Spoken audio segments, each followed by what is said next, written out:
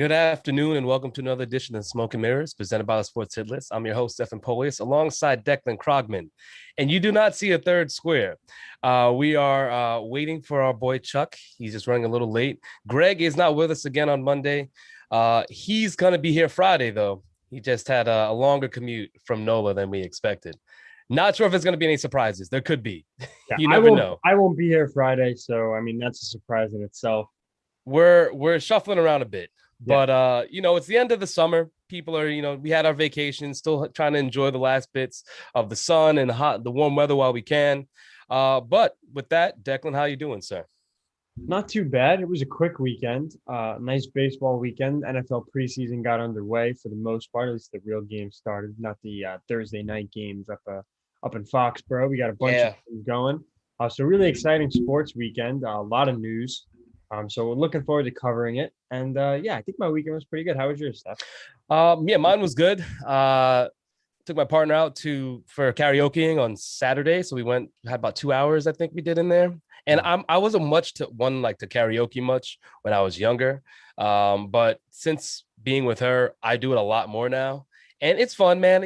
I have my songs. You go in there with your set songs that you can belt out. Not that it has to be really good. Prepared for this stuff. Oh yeah, I mean it's over Wow. time. Over time you find your songs that okay, this is the right pitch. I'm really good in this particular octave. So I'm focused on that. I just try to find my 2000s and I'm saying early to mid 2000s rock. Want to give an alt example, rock. maybe? What would you go for here if you're at the karaoke? What did you sing? So one of my favorites is "How to Save a Life" by the Fray. Excellent. That's a good choice. It's right the right register for me, and that's what it's about. Trying not to screech too much. Did that, and I also shout out to Manny. He went out to this One Piece bar, which for those that don't watch anime, One Piece is an anime. I shouldn't say bar, it's a restaurant out in Borough Park in Brooklyn.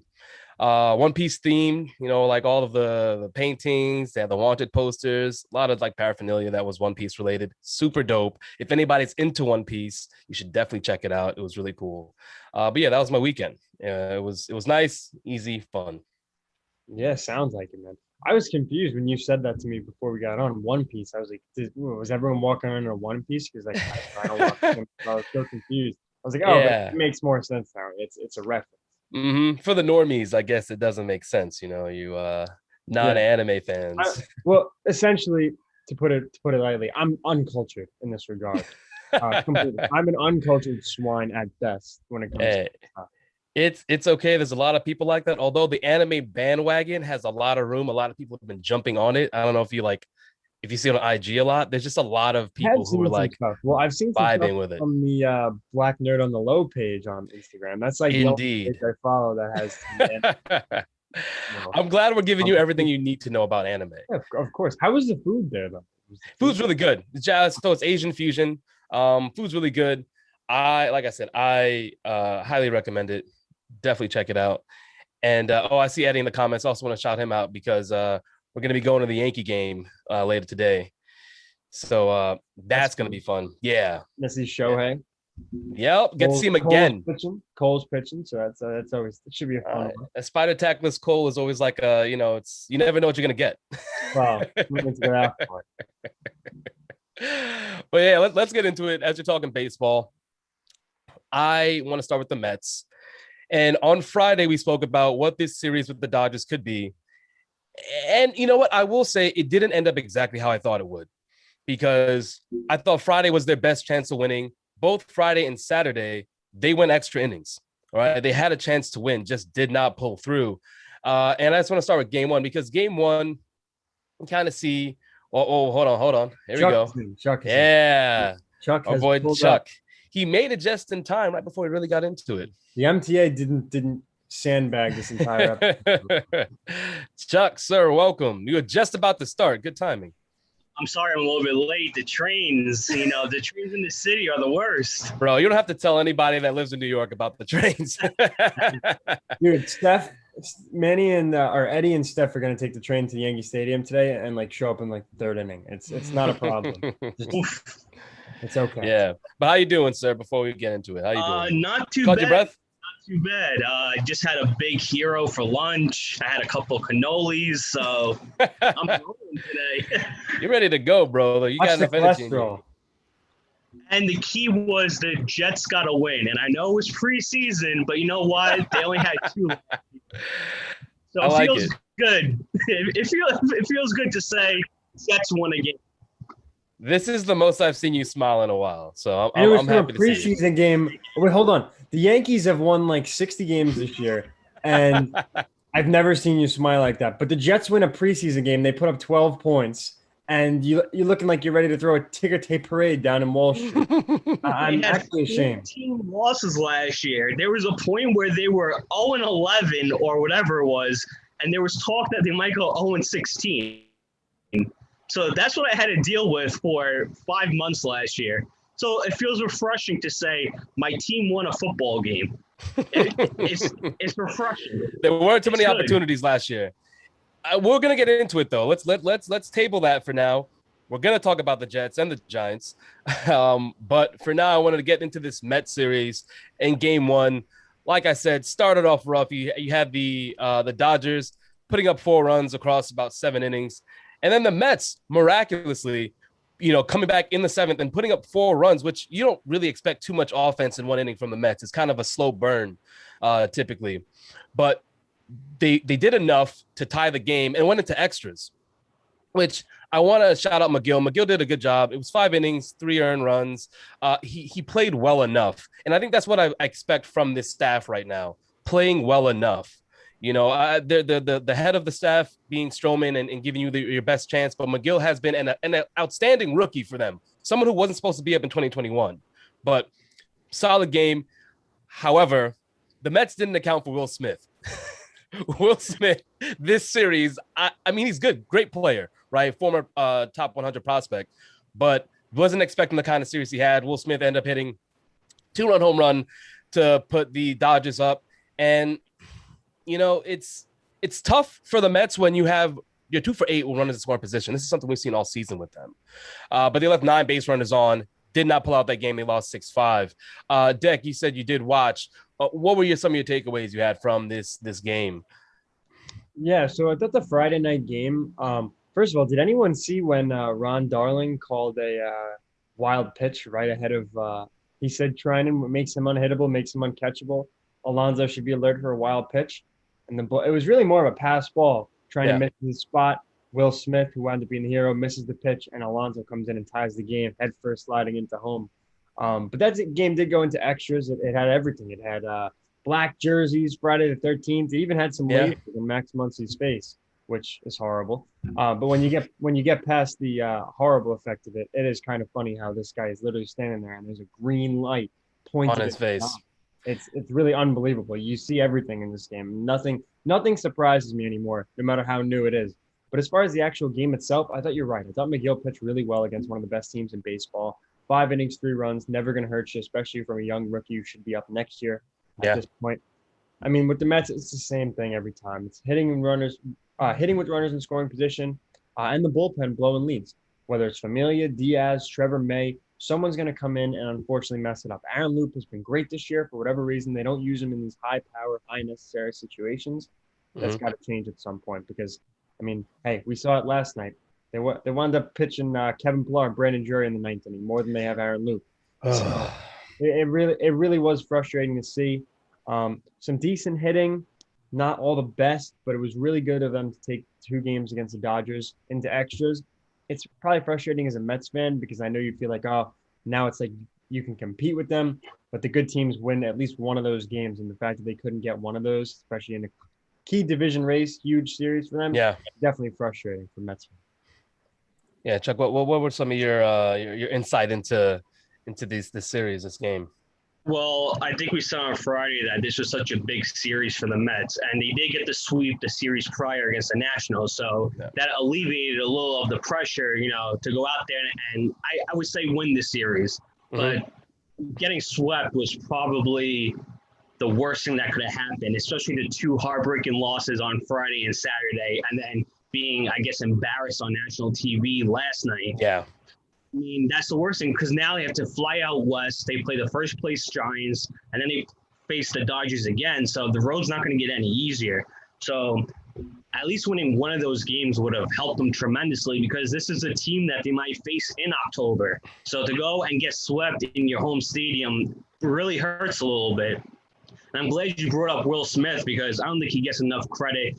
And my hatred for Dave Roberts flared up again because of Will Smith. Now, Dave Roberts, if you don't know, had the steal in the 2004 ALCS Game 4. Let's not forget that.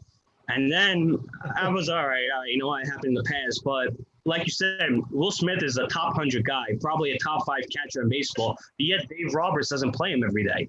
And it's crazy to me that a guy with that talent is not an everyday player. So I think we should see more Will Smith. He's great behind the dish, even though he had the best ball, just like Declan said. But he's huge for them, and he's a good bat in the middle of the lineup. So I think the Dodgers showed why they're one of the premier teams in baseball, and it looks like Cody Bellinger is finally finding his groove. He dealt with injuries. He was batting below 200, up until this series. But it looks like he's finally found his swing, and he's going to be key for the Dodgers down the stretch. Agree with that. I mean, I said it on Friday that I don't expect the Mets to win this series. I saw them getting swept. The best chance was Friday, ended up being Friday and Saturday being their best chances to win.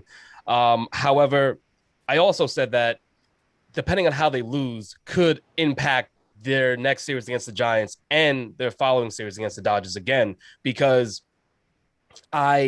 if all 3 games were like Sunday, this would be demoralizing, where it's just, you could tell that you're almost going against a minor league team, maybe a little league team. They're just putting up runs on runs, home run after home run. The way that Carlos Carrasco pitched on Sunday, I wouldn't say is alarming. His K per 9 is nice, but he's just, when he's not missing bats, they're hitting him. And sometimes he's missing bats. Every other time they're connecting. And I think his longest outing has been 4 1/3 so far. So he's not going deep enough into games to really help you. And even if the longer he goes into games, typically there's more runs that he's giving up. On the other side of that, though, for Saturday, I was very impressed by Taijuan Walker, his best start in the second half. That to me is a plus. Maybe his best start of the season too. I don't know. I mean, he had some really good starts before this. It was 6 2/3, 2 hits, 3 walks, 8 Ks. So it was in line with some other good starts in the first half. He did take a no-hitter into the 7th, though, which is very impressive, especially to do it against a team like the Dodgers. So he deserves all the credit in the world for how good he played. Definitely. I think what was so demoralizing about that game was that Walker went up against Buehler, who's probably the front runner for the Cy Young right in the National League. Lowest ERA in the National League right now. Yeah, and he kept the Mets in the game, but the bats couldn't get anything going. And I think that hurts when you have, Walker go out there, give the performance that he did, but yet the offense can't come through and steal a game in which you assume that the Dodgers would win because they're throwing their ace out there. Yeah. And the Mets bats just couldn't do anything. And I think that probably hurt more than the Friday night loss. Deck, I will say, not his best start, but more so one of the biggest moments that Taijuan Walker has had this season, going up against Buehler, like you said, and having a chance for a win. I mean, you just mentioned Will Smith. Will Smith, again, was the deciding factor in this game, hitting a solo shot in the 7th inning off of Walker and tying the game, pushing it to extras, which it went the way it went. But I again, this is going into the Mets offense and their lack of clutch hitting. They were 0 for 9 with runners in scoring position. They had 7 runners left on base. You just can't do that. In this game, the Dodgers weren't any better. They were 1 for 6 runners in scoring position, but they cashed in the one time they needed to, or rather, I should say that the run they needed, they got it when they needed it, and the Mets just didn't have that, and that's what's been missing. This leaving the first half, going into the second half, and it's nothing that I could see changing. To me, it's culture. It has to be like a spark. There needs to be the spark. Still believe that Lindor can be that. I will say, every time I see Justin Turner taking AB in Citi Field, I cringe, and he always makes that cringe I shouldn't say worthwhile, but it's always a quality cringe because he does something in his. He hit a home run in the first inning. He hit a home run in his first AB, coming fresh off the IL, by the way. That was a former Met that literally the next team he went to turned him into a star. Is he still, but he's still without All-Star appearance, unfortunately. Which is that's the true. Is that's the one? 2017. He was an All-Star this year. Oh no, you're right. No, you're right. I'm sorry. He made it in after, I don't know if it was injury, but it wasn't the first. He made it. He made it in 2017 because I remember seeing a meme of him and Daniel Murphy in the dugout with like their hands pointed to the sky, and it was like our careers went like this, something like that. But I remember that one in Miami. But as far as Walker goes, I agree with you that he's had probably more dominant starts across the course of the year. I mean, his first half was excellent, but I think that was his most meaningful, and I think it was his best start because of how far he came. I mean, he came in the second half. Obviously, he's not out of the woods yet. He's been horrible in the second half, but he had some terrible starts against some terrible teams. Didn't make it out of the first inning against the Pirates. Had a I don't want to say a flop against the Phillies, but giving up 2 home runs in the first inning, he wound up calming himself down, and maybe that's what the positive energy that he took into this start. But he's had some bad starts, and to come back, kind of get back on the horse a little bit, and ride it out and get throw. I mean, 6 no-hit innings, take it into the 7th. I think it was 6 1/3 against the Dodgers is no small feat. Nobody really does that, so I think that was a good way to. Hopefully, I would say for the Mets, they have hope that Taijuan Walker can be back, but I still think he's not going to be first half Taijuan. But if he can give you what you kind of expect from him at this point, then I think you'll be all right. But the funny thing what Chuck said about Will Smith is that, I mean, why would you platoon a catcher that you bat third every time he's in the run? Like, they got Bellinger batting 7th. Obviously, he hasn't had a good year, but they bring in Will Smith and hit him third. That should tell you something. I don't need to see the backup catcher in. Is it Barnes? Yeah. Yeah, no, I think so. Jacob Barnes, right? Is it Jacob Barnes? Not Jacob Barnes. Jacob Barnes is the relief pitcher, right? Austin. Yeah. Austin Barnes. Yeah, that's it. But Steph, to go off your point about Carrasco, I think Carrasco is still kind of dealing with the injury, and I felt like he didn't have the necessary rehab starts to get back up to game speed. If I'm not mistaken, he only had like that one inning of the rehab start with Brooklyn, and then they called him right up. Like, you can't do that when a guy, is coming off a major injury and didn't pitch the first 3-4 months of the season. But because the rotation's been so decimated by injuries, they had nowhere else to turn to. So now you're getting Carrasco going out there. He's probably not even at 100%. He's only giving you, like you said, 3 or 4 innings. And you can't have that in the middle of a playoff hunt where you're trying to compete for the division, and you can't have starters because now you're going to blow out your bullpen. And it's not like they have guys that they could turn to every day, to get them, quality outs and, getting the final 12 to 18 outs in a game. So I think rushing him back was a terrible idea, and they should have made a move sooner to acquire an innings eater pitcher to kind of close that gap between DeGrom at the time before he got hurt, and Stroman to Gill and whoever else they have on the back end. Yeah, terrible to put him as a long reliever and to just. I mean, you're gonna be putting Syndergaard if you do get him back in that like long relief position. I think Rich Hill and Trevor Williams were those stopgaps to try and eat up those innings. We only saw 1 game from Trevor Williams, and Rich Hill is pretty much what you expect at this point. And they're trying to, but Rich Hill with Carrasco. So if Carrasco goes 4, then you got the rest from Rich Hill and maybe the bullpen. But it's really hard to expect to get quality innings from Rich Hill at this point, even when they're going up against, I shouldn't say a weak NL East, because the Braves and the Phillies are looking much better. They're revamped, they retooled, and it's showing. So I feel as though they did get 2 arms, but just not the right arms, or I should say 1. Trevor Williams is still, who knows, maybe being on this new team, a different pitching coach could be the difference for him. He did look good in his first start. I'm going to give him a chance to have a few more, to increase the sample size before I have a take on it. But I do agree with you though, Chuck. They needed more. We felt that way when the trade deadline was over. It looks that way now.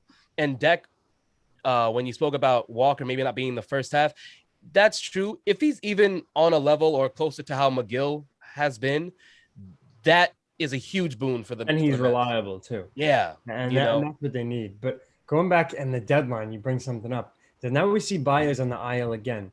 The Mets are starting to slowly fade, and I don't want to overreact completely, but I think it's fair, especially with how good the Phillies and the Braves have been playing. And now the Braves are in first place, so that's another switch. The Phillies are 1 game back on them. Yes.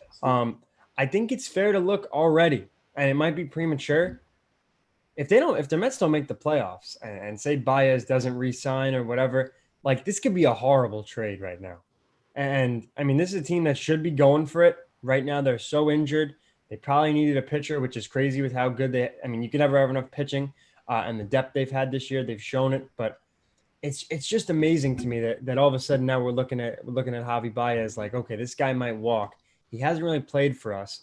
When he has played, he has not been particularly good. He's had a couple of nice moments, but otherwise he's had a lot of strikeouts and a few errors. So I think right now, and not having Lindor back, having Baez out, Greg said it in the chat the other day. Villar is getting, or VR, excuse me, is getting kind of exposed as an everyday player, especially when he's at shortstop, having played a lot at third base earlier in the year when J.D. Davis was hurt. Sprinkling an injury for him, and now all of a sudden we're all over the place, I feel like. Yeah, you're not wrong. Mets was getting Baez. Think about it, they gave up a top 5 prospect for him. At that point, Baez needs to fill a need. And what need did he really fill? And I think they only went after him because they struck out on all their other options. If you're going to move Peter Crow Armstrong, at least, go after a pitcher of like maybe Berrios or, someone of that nature, or maybe a bat like Chris Bryant, where he fills a need at first, third, and all 3 outfield positions. But you kind of limit yourself with Baez, and I don't think he was that guy to fix what the Mets needed. Why not go and get Kimbrel instead, or maybe go out and get a Kyle Hendricks or something? I think the Mets had a lot of opportunities, but yet they settled for Baez. And was it because he came out a couple of days before and said that his dream was to play with Frankie Lindor? I don't know, but I just didn't understand the move from that point because it did nothing for the team. And now he's hurt, and it's basically all for naught, especially if he doesn't re-sign after the season. Yeah, I mean, I agree with both of you.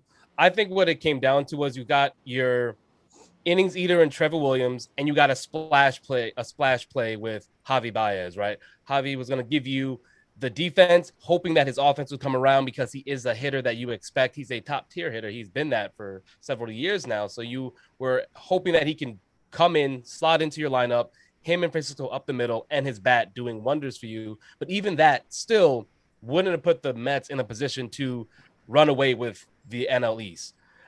So Deck, I think it'll end up being a bad move if they don't make the playoffs.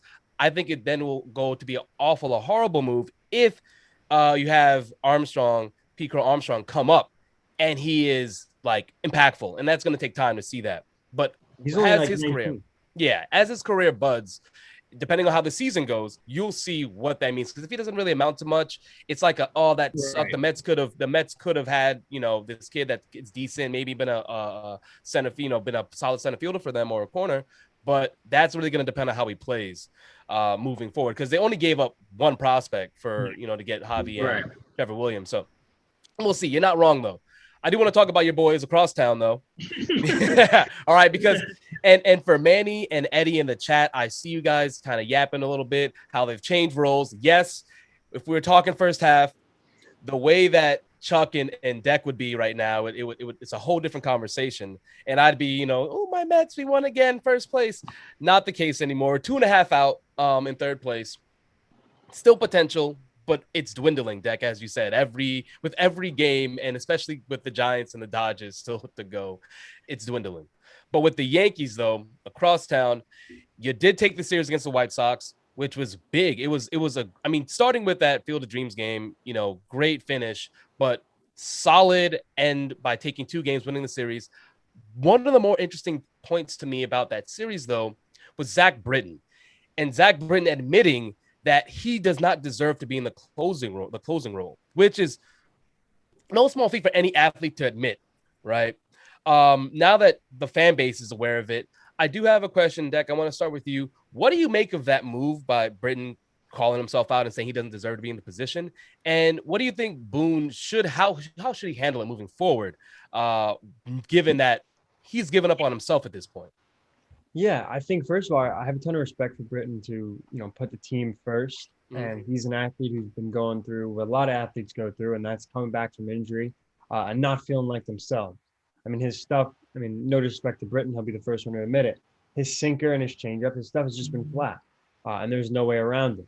Yeah. So I respect him a lot. I actually feel bad for him because seeing him out there, he looks like just completely like flabbergasted that he's not able to get outs. He's not able to get guys out, strike guys out, and all this stuff.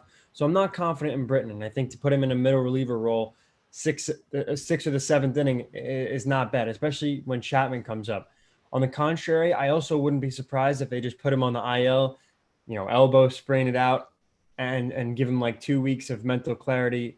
Watch the team from the dugout, see how your boys are doing. Like you mentioned, this is a team who's hot. They've won six straight of their last series.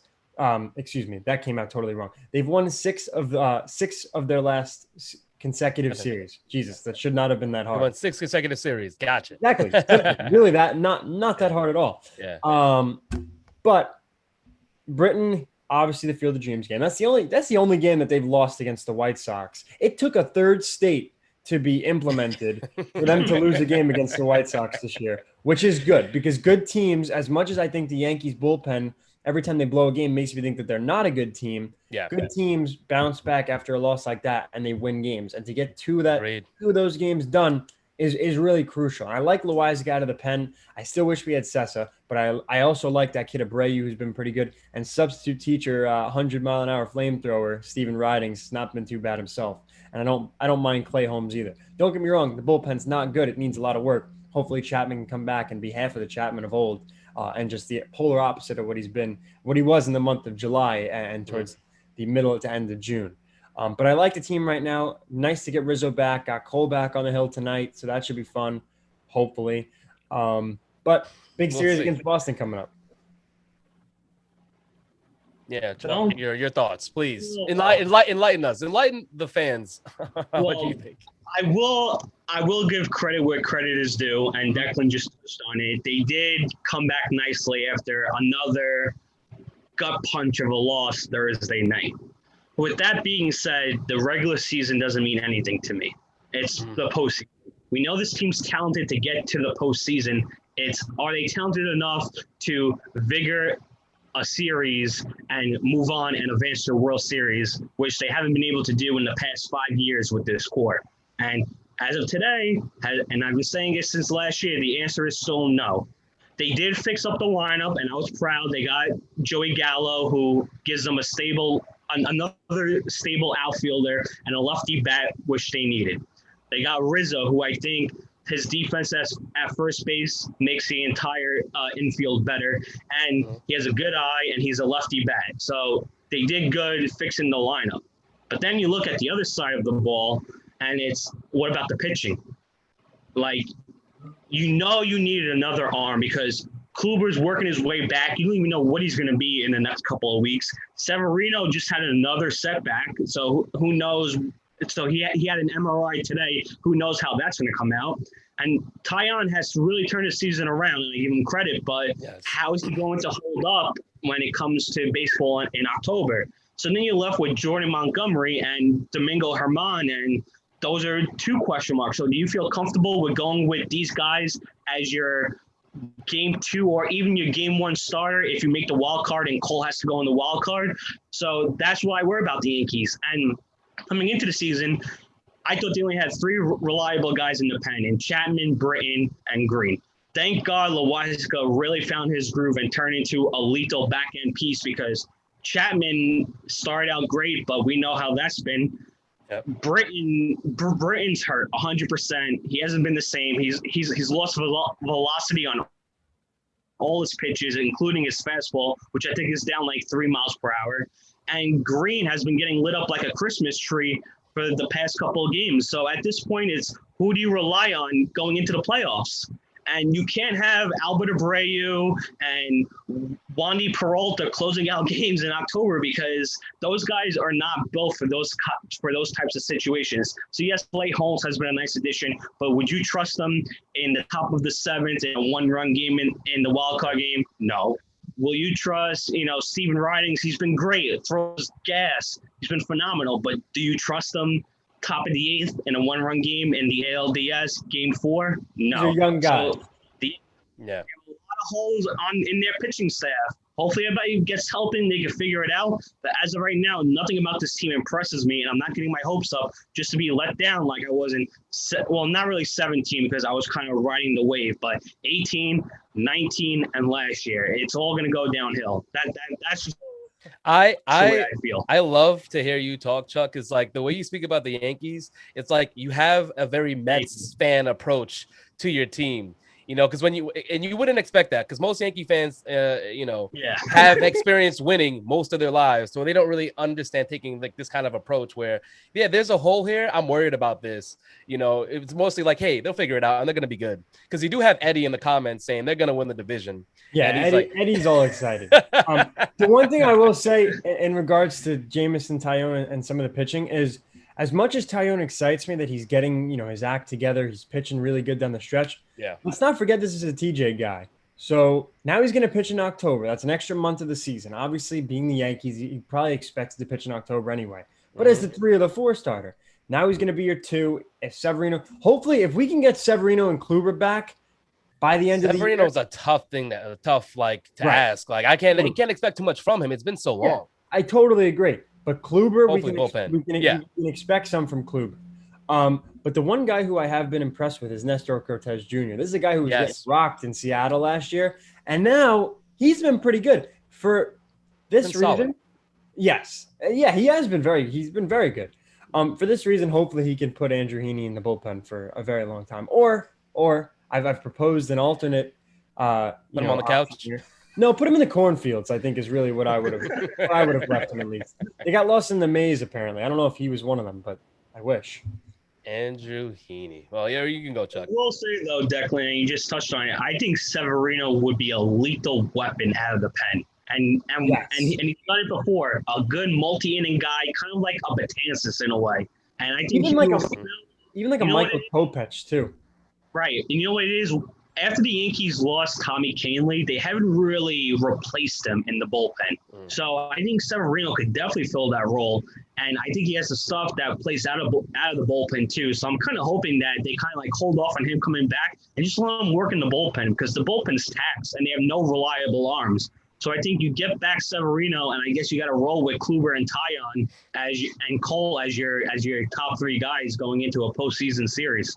Well, Chuck, you made this point. Sorry, you made this point about, certain guys you wouldn't trust in the playoffs. And Sev having not pitched really any baseball at all going against live hitters. I know he has the stuff, but stuff doesn't play out when you have the feel for it, And so I hear what you're saying that he could be. I even have a hard time believing that Severino comes in relief for the Yankees in a meaningful game. And you're like, Sev's going to shut it down. There's still the chance. I just think that he has postseason experience. No, he does. He does. You are right, but when you look at it in hindsight, you would trust Severino over guys like Clay Holmes and Stephen Riding. So, and think about he's more battle tested going on. So you have to go with whoever you got on your roster, and I'd rather give Severino the ball late in the game than having to give it to Clay Holmes. I mean. Clay Holmes is a nice guy, but you're not going to give him the ball over Severino. Nice guy. Here comes the insult. Hey, he's a nice guy, but he's a nice guy, but I'm not giving him the ball in the 7th inning of a 1-run game. Definitely not. I'd rather give the ball to Sevy and let him pitch 2 innings. Yeah, I agree. Severino more than Chapman, and then start. Yeah, I'll just say if this team is ever in a position where Clay Holmes is going to come in a 1-run game in the 7th inning, it's because they're not playing in October. So I wouldn't necessarily worry about that. So I think that if they could just I'm cautiously optimistic because I think that the offense has been significantly better than the pitching right now. And definitely, obviously, I think we've probably said it 7 times each episode, especially shout out to Greg. He's the big champion of this. Postseason is all about pitching.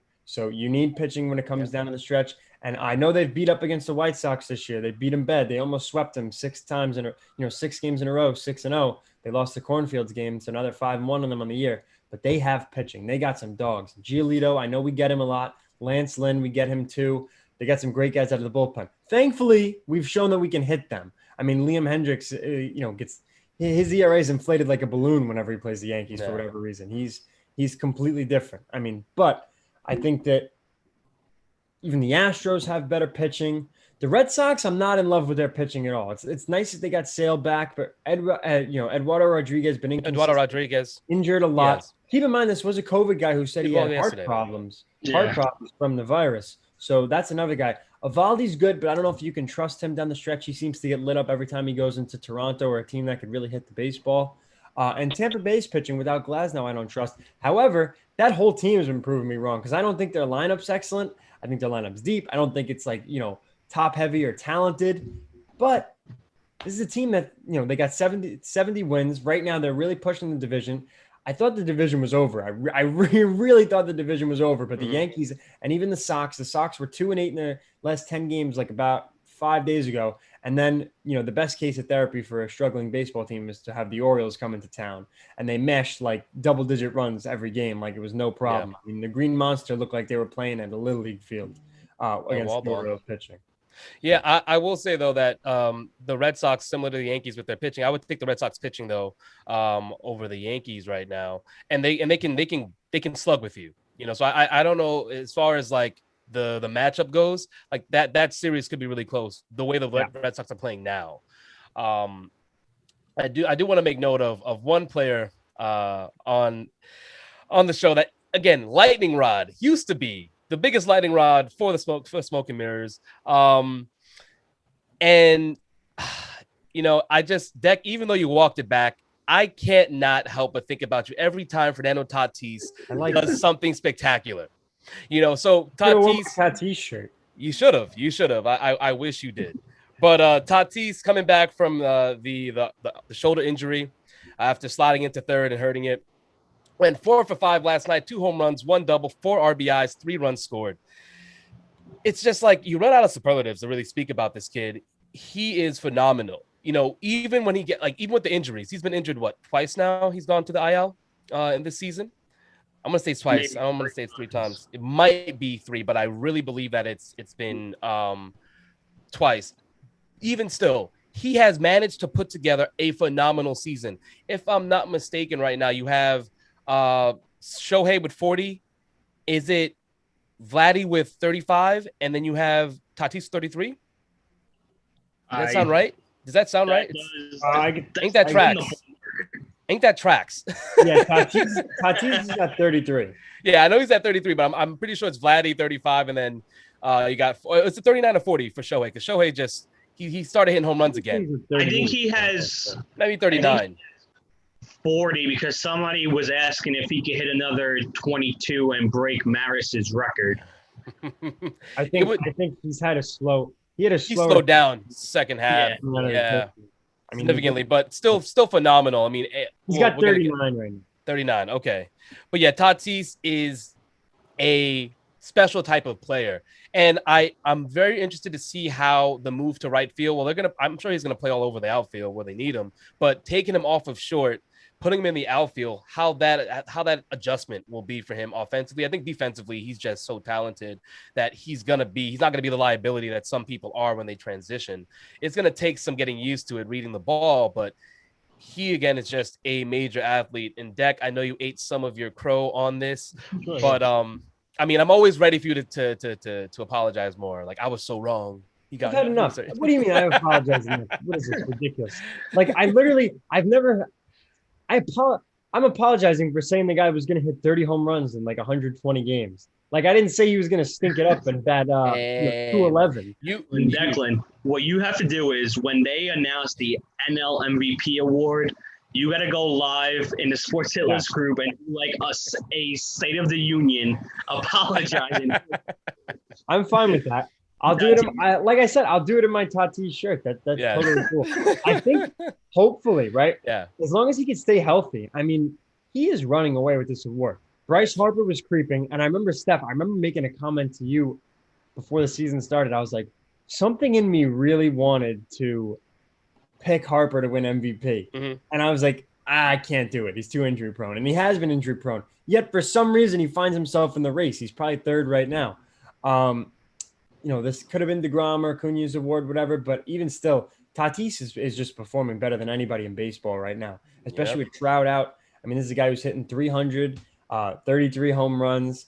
on a team that is really going to look to go deep in October. And hopefully, I mean, I respect the move of putting him in the outfield. I'm skeptical of if he could stay healthy, which is kind of why I made the whole prediction in the first place, with him slowing down a bit this year. Injuries slowed him down, but he didn't slow down regardless. All the injuries did was take him off the field. But whenever he was back, once he got back on the field, I mean, he was gold, no doubt about it. And I'd like to see, hopefully, if he can get some nice assists from the outfield. I know the shoulder has been nagging him all year.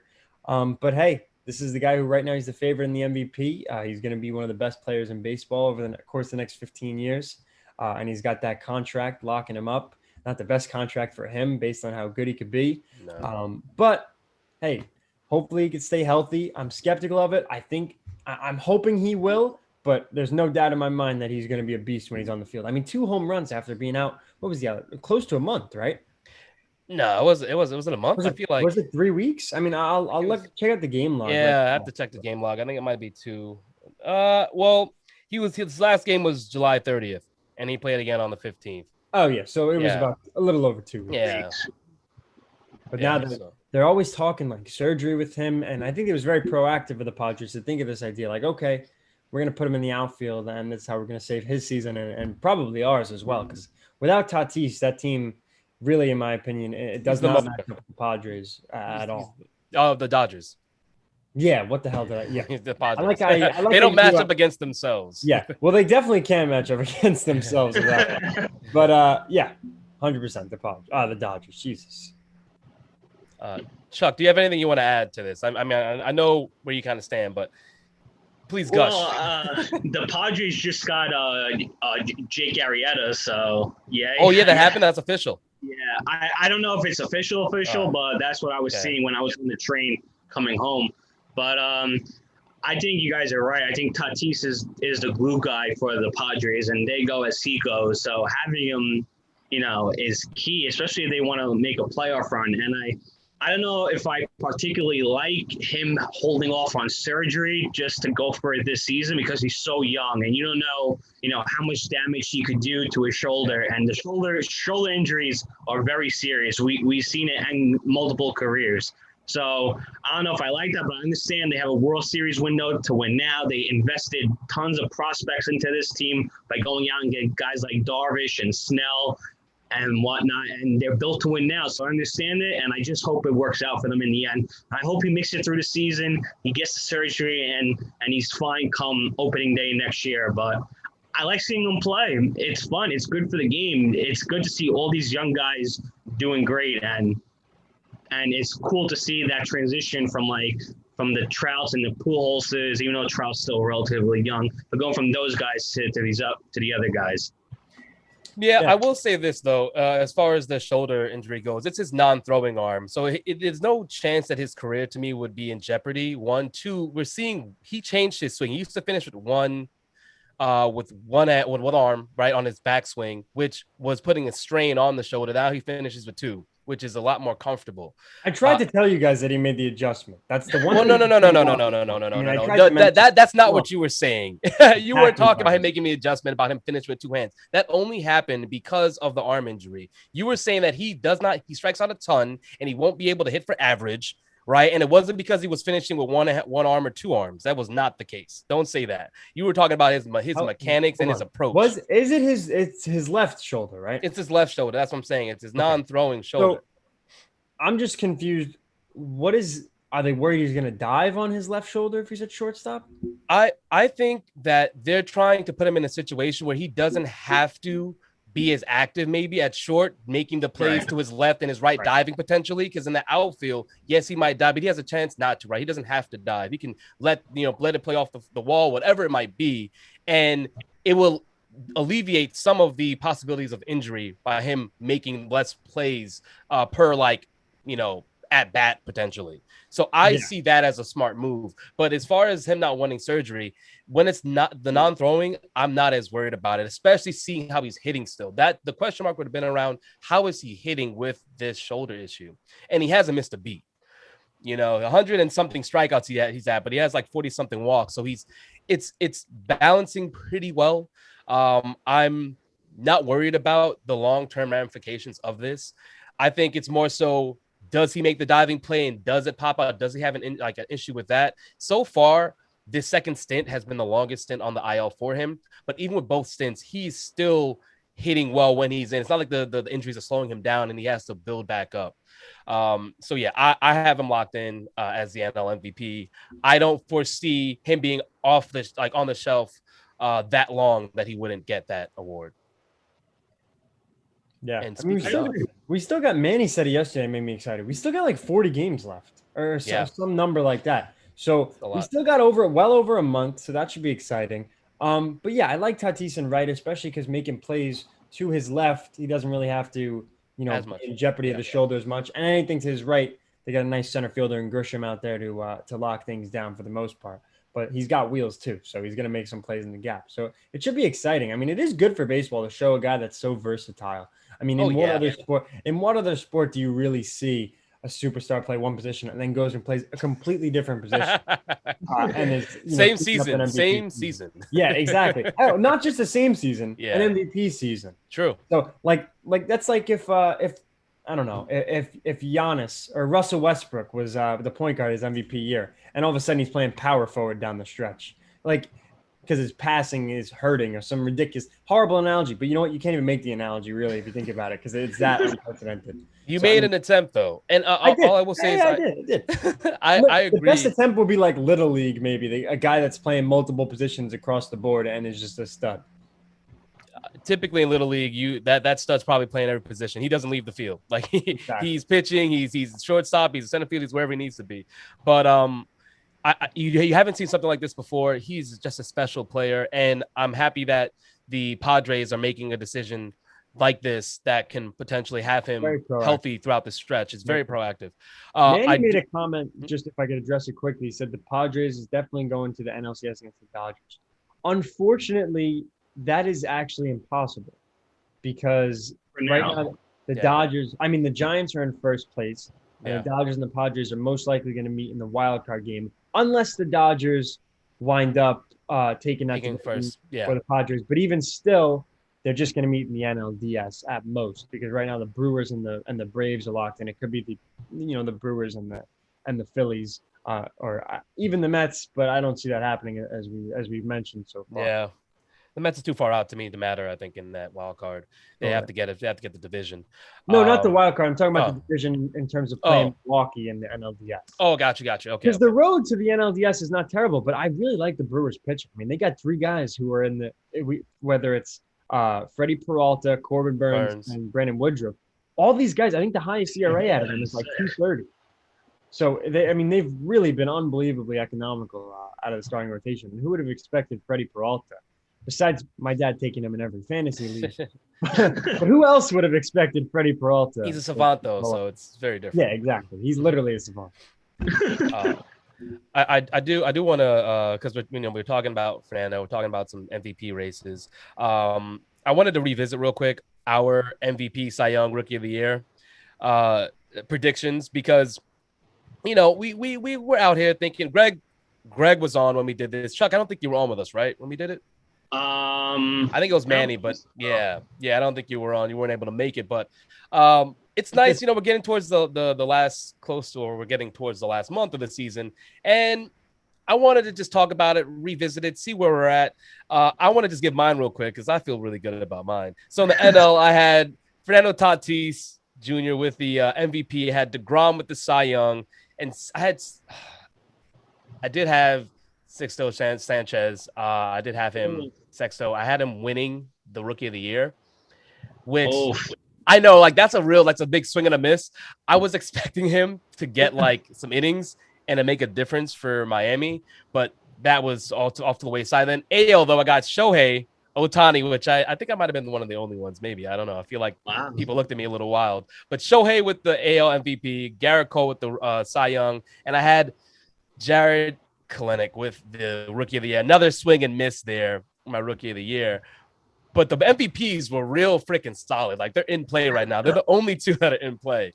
Deck, what about you? I know you had some big whiffs as well. Greg and I probably hit if you want to look at this from a batting average standpoint, we're probably hitting 220 on our picks right now. I went off and said that Soto would win the MVP this year. He has underperformed on a team that has just gotten blown up by the wayside. Cy Young, I said Aaron Nola, who I benched in the fantasy yesterday, so there's that. And then Lucas Giolito, who the Yankees got after yesterday. Also, that was my AL Cy Young. And in the AL MVP, here's what I'll say. I picked Aaron Judge, banking on him staying healthy, and he has stayed healthy. And he has had a really good year. He's hitting in the 280s. Yes. He's got 26 home runs. If he's in the National League, he's probably, a top 3 pick. But then again, if my aunt had balls, she'd be my uncle. So that doesn't mean anything. It's the truth. It means nothing. It means nothing. The AL is so vaunted right now. But yes. And I think Rookie of the Year, I went with Arozarena, who's been good. Who is the AL favorite right now for Rookie of the Year? Like, is there short at the moment? I don't know if we could even. And the NL, I said Dylan Carlson. Jonathan India has been pretty good. Jonathan India's been really good. I think he honestly is a front runner for Rookie of the Year. I think so too. Well, to be fair, Steph, you had the right team for your Rookie of the Year, but just the wrong pitcher. I think Trevor Rogers is probably the front runner. I forgot about Trevor Rogers. You're right. I picked the right position, right team, wrong player. Yeah, right, exactly. Sixto was out for the year, my dad said. No, he wasn't. No.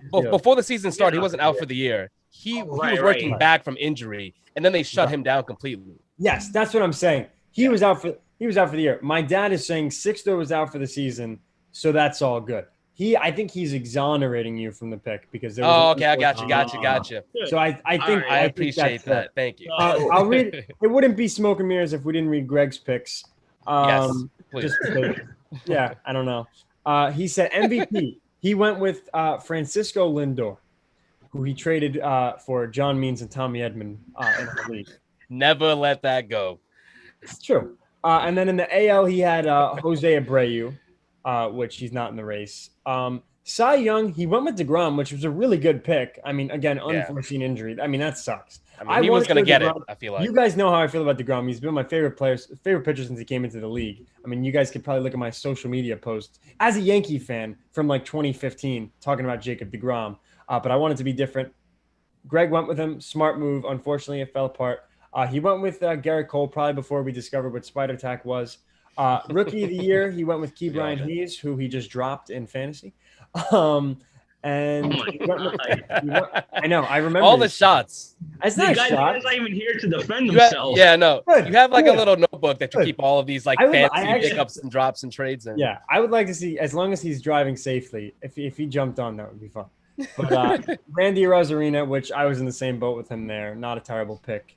So again, not horrible picks. Like I said, we kind of, as Pete Alonso said, we've eaten an SHIT sandwich, essentially on our picks. So hey, I'm happy to be there. My dad said another one. He's coming out of left field with these picks. He said all caps, Adolis is Rookie of the Year. Yes, Adolis. I was just looking at it. That is pretty obvious. According to our good friends in Vegas, Arozarena is currently the odds-on favorite to win Rookie of the Year. Look at this. We might hit something. I think Adolis, with the way he's second. He's second in the AL, and then in the NL it's Jonathan India and then Trevor Rogers. My boy India. Hey, real quick, do you have Cy Young, AL Cy Young? Of course. The AL favorite is Lance Lynn at the moment. Okay, Lance Lynn. And then in the National League, who'd you say was second, Chuck? I'm sorry. Cole. Whoa. Wow. You mean Cole could actually win the Cy Young this year? That's unbelievable. Oh my God. Yeah. But I thought he sucked. What's going on? When you really look at it, the American League pitchers aren't as good as a national. You know who I think really got screwed and had him in fantasy? I mean, I've mentioned, by the way, all of our viewers over 21, every time I say fantasy, if you were taking shots, you're probably on the floor right now at work. But Tyler Glasnow, the man. I know. Tyler Glasnow was the man. He was pitching great. I thought he was going to wind up starting the All-Star game. And then, of course, he gets hurt, and now he's getting Tommy John. So it sucks. From a Yankees standpoint, they benefit, unfortunately. But as far as baseball goes, having him not out there, DeGrom not being out there, all this stuff out there. But now, what are the next for the National League, Chuck? The National League is Wheeler, followed by Yeah. Bueller, Corbin Burns, Woodruff, Gausman, and then Scherzer. Man, it's a nice tight race. Kevin Gausman, man. I mean, who saw that come? Who really saw that coming? Or anyone? I mean, most pitchers leaving the Orioles. I mean, those first 1 or 2 seasons, you just see such a spike in production. Jake Arrieta won a Cy Young. We spoke about this before. And leaving the Orioles, going to the Cubs, and I'm happy for him. He's gonna get a bag. Do we know? Did he already sign? Is there any? No, he's on. Gausman accepted the qualifying offer. Okay, awesome. So he has he's a chance on a 1 year, $18.9 million Bet deal. on yourself. On yourself. Even Kevin Gausman, though, as bad as he was in Baltimore, he gets a qualifying offer. He's on the same deal that Stroman's on. That is crazy. Well, I think it just has to do with guys of wanting to see a track record before they invest, big bucks. Yeah, and big bucks in years. Yeah, and to secure yourself for almost $19 million for a year, hell, I would take that. Yeah, seriously, especially with the level. No, not a knock on him, but like you said, Steph, like these guys skyrocket when they leave Baltimore. He was not a productive pitcher in Baltimore. There was always like a hope that he could be good, and a guy like Dylan Bundy's gone the opposite way. And the funny part is when he got traded or signed with Atlanta, he wasn't even like good to where he is right now. So he went through like 2 cities. I think he made a stop in Cincinnati for a short while. I could be wrong, but San Francisco finally found something, and they're actually turning into like a pitching factory out there. They turned around Alex's Woods career. They try to do what Aaron Sanchez, but the blisters are never going to go away with the guy. Anthony, former, yes, ex Red. Yeah, he's been good. Chuck, that's a great point with the whole pitching factory thing. Is that they remind me of like how the Cardinals were producing like great pitching, and the staff was so good in the late 2000s. I mean, they were just Chris Carpenter, Adam Wainwright, you could count on them. Even Edwin Jackson too. I mean, you could count on them to produce good pitching, and they would do just that. I mean, even Miles Mikolas comes over from Japan, and now for some reason he was turned into a stud for like 2 years, falling off, but still it was a stud at some point. But yeah, I mean, those Giants. I mean. The stuff that they've done, and they might not have the pitching and all the superpower, and the power and the talent on this team. I mean, obviously they DFA'd Mike Tauchman. Deck, you're all about the subs today. I'm they DFA'd Mike Tauchman. I had to hear about Mike Tauchman like he was freaking Johnny Gomes on the 2013 Boston Red Sox. Like he was hitting 176. Gomes. Wow, I saw something. That was a real throwback. Did you guys? I love Johnny Gomes. Did you guys know? Speaking of Johnny Gomes, he was in the news recently. Did you guys know that when you play 10 years of service in the major leagues, you get a gold card, right? That is like some freedom thing, Major League Freedom, whatever. You can get into any game you want.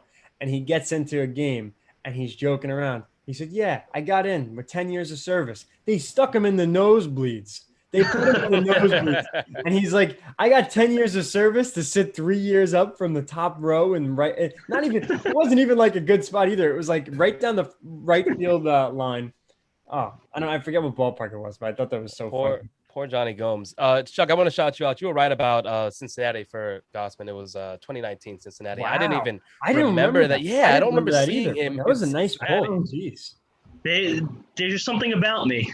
Yeah, I think it's the mustache maybe being gone. He committed to the soul patch and the sideburns. I know, I'm a mess. Because you know what it is I want to shave, but my girlfriend almost like won't allow me.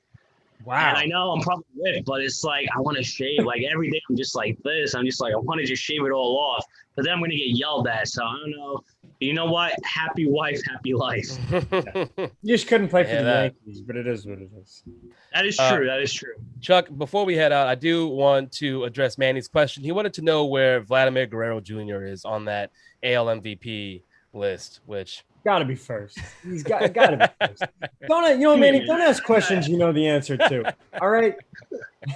No, entertain him, humor him. No worries. Whatever you guys want, I got for you. Vlad is actually second.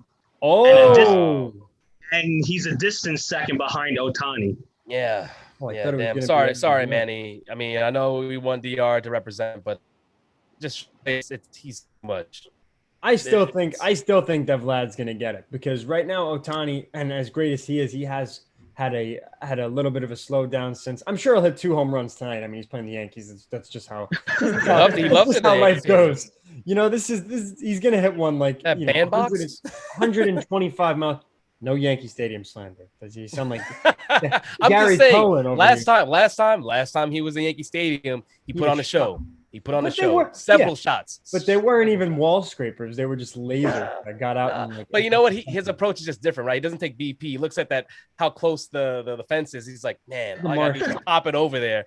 And then he's super strong. So he's just like, you know what? Oh, it's an extra 10, 20 feet. Imagine him in the cornfield. Home run. Oh my god. You know what? Funny you brought that up. They should have the home run derby every year. Oh my god, yes. This guy just launched the ball straight into the cornfields. I think that'd be sick. That would be Dude, sick. they have it in MLB The Show now. They have this field. There you go. It is like absolutely beautiful. It'd be very But entertaining. Then do you kill the golden goose? Because I mean, the Major League Baseball was afraid to have a series there. They just wanted to have one game, which I understand because I mean, let's face it, the game could not have been any better. I mean, unless maybe every inning was like the ninth inning, but then it would have been a 25. What they should do is they should like recreate fictional movie sites and have games there, like a Sandlot game. The Sandlot, yeah. But That's a very, very much a video game approach to real life, which I do like because Right. that will bring people and that brings the casual fan in. Who People doesn't will want to come, see Steph. that recreated? You know what? Do it for the All-Star game because ever since they took away the home field advantage World Series thing, like the All-Star game is kind of like, Yeah, I think they still play hard though. that was a stupid rule, though. Yeah, you're not going to lob. I know, but I'm saying this would draw a lot of interest. Yeah. And to think about the viewers that watch the Yankees White Sox game, think about what it would be for the All-Star game, having the game's top players at beautiful sites like that. That'd be awesome. Yeah, I think that oversaturating it and kind of killing the allure behind it. Like I think everyone. I mean, guys, this is the most watched game that they had since like 2005 or something. Yeah. In the regular season, excuse me. So I think I was more excited for this game than I was for the All-Star game. So I think making this a yearly thing, especially a month after the All-Star game, because it almost feels like you kind of get that second wind. And that's how I felt watching the game. But I think the thing that's different, as much as I'd like to see them recreate like the Sandlot and all these things, there's no specific venue for a lot of these movies and fictional stuff. Field of Dreams, people came to visit the movie set, the actual fields on the other field with the house. I mean, it is beautiful. It's not heaven, it's Iowa, whatever, but it is breathtaking to even watch that the whole field. I mean, I know it wasn't the exact field that was the movie, but Right. I mean, it felt like it. It was just a great job by Major League Baseball, which I feel like we don't say a lot since Manfred's been the commissioner. But what the MLB shouldn't do, and which the NHL did and ruined the Winter Classic, is having the same teams playing the game over and over. It's like after a while, is how many times can we watch this team play in the outdoor game when it came to the NHL? Like we want to see new teams, new blood, new players. So the MLB used the Yankees and the White Sox, and I understand using the Yankees because the Yankees are going to bring views no matter what. But if they're going to do it next year, do something else other than the Yankees and the Red Sox or whatever. Use two other teams, and there's young stars on smaller market teams that you could still go out there and promote. I don't think the Yankees are going to come back, but I think the reason that the White Sox were there was because of the movie. I mean, it was Joe Jackson, the White Sox guys. Yeah. Right, yeah. Sox uniforms that was very similar to the ones that the White Sox wore on Thursday night. So I wouldn't be surprised, and I wouldn't think it would be horrible, especially with a young team. I mean, they're picking to do it at the right time. The White Sox are as exciting as they've ever been. As at least I know they won in 2005, but I think this is a really exciting team to appeal to baseball. I wouldn't be surprised, and I wouldn't be totally against if they kept it the White Sox every year and rotated an away team, like say the Cubs. Like I think David Ross thought that the Cubs might be coming there next year. To see the Cubs Giants in Field of Dreams feels a little different than the White Sox being there and they're what are you going to do? Bring in the Nationals and give them throwback uniforms? What are you going to give them? I would love to actually see Dodgers Padres at the Sandlot. So That makes I think that I would think make that's sense, really though. cool. I think that's really cool. I also look at it as the amount of money going into putting this field together. You want to get more than one use out of it per season. And I think what it would come down to for me is seeing big marquee matchups, at least having one game there, right? Not a bunch of them throughout the season, but more than one. Because it really, to me, one game isn't going to having more than one game isn't going to saturate it. And if you added multiple fields, like let's say there was a Sandlot field and they committed to maybe getting some more of these movie-esque locations, you can have more games there. And these games now that are going to be nationally broadcasted are going to bring more fans, one, to those stadiums, two, to watching, because they're going to want to see how these teams are going to play on this particular field. So I think having the matchups, like you're saying, both Deck and Chuck, but what you're saying about, looking at which teams are going to be playing on particular fields is important. But having big matchups there is also going to be a big part of the MLB capitalizing on, these locations to bring in, again, more casual fans. Yeah, definitely. And I think the MLB is doing a good job of finally, fitting in like they did the Field of Dreams game, and like Declan said, it was based on the 1919 Black Sox, White Sox, whatever you want to call them, and it was good to have them in the game. Yeah, but it was a Black Sox scandal, so they get labeled as the Black Sox. Yeah. And it was good to have them, and I understand like they didn't go and just do Yankees Red Sox like they did for the London series 2 or 3 years ago, whenever it was. So I like how they incorporate new teams because you want to see other faces besides and I might just be saying that because I'm a Yankee fan and I watch them, 162 times a year. But it's cool to see other teams play on that grand stage. I agree with you. I think that's fair. But yeah, I'm glad we're all in agreement to end the show. It's very nice to have everyone out of their heads. But as I'm saying, this is the end of the show. It's been a pleasure. Chuck, I want to thank you up front for jumping on again, filling Greg's chair. It's always a pleasure to have you here. Thank you. Of course, for those that are interested, and I'm assuming that you always are because we're the Sports Hit List, but you can always like, share, subscribe to all Sports Hit List content on YouTube, Facebook, and on IG. Our handle is SportsHL. Again, that is SportsHL. And coming up, we have tomorrow the Fan Zone with Manny and Mike, Eminem. All right, 5 o'clock. Please tune in. As far as the rest of the week, we're gonna be right back with us because I don't believe the main show's back yet, right? I was trying to inquire. I don't think so, Chuck. Yeah. I think Chuck might be filling my shoes on Friday. All I know is that Carl sent a flyer about SummerSlam.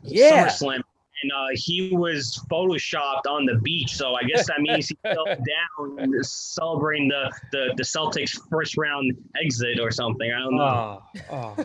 I gotta say though, I think Charlie Baldy is I never call you by your full name. That was weird.